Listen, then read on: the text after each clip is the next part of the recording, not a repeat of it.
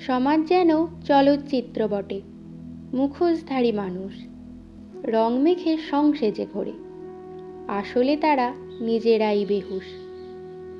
বিভেদ করে ধর্ম নিয়ে, আবার অঙ্ক কষে টাকার। যখন মুসলিমের টাকা হিন্দুর ঘরে যায়, তখন কোথায় পালায় বিচার?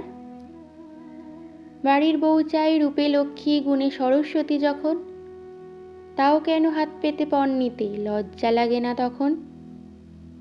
সমাজে আছে এমন কিছু প্রাণ, যাদের সমাজে অচ্ছুত বলে থাকি। হ্যাঁ, তারা তৃতীয় লিঙ্গের মানুষ। তবে প্রশ্ন হলো, সমাজের বাহিরে তাদের সৃষ্টি হয় নাকি?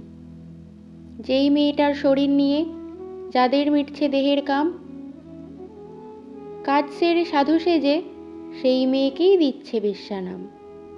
পাশের বাড়ির মেয়েটার যখন হচ্ছে বিয়ে গরিব ঘরে, সেই পরচর্চাতেই দিন কেটে যায় চায়ের দোকানে পাড়ার মোড়ে।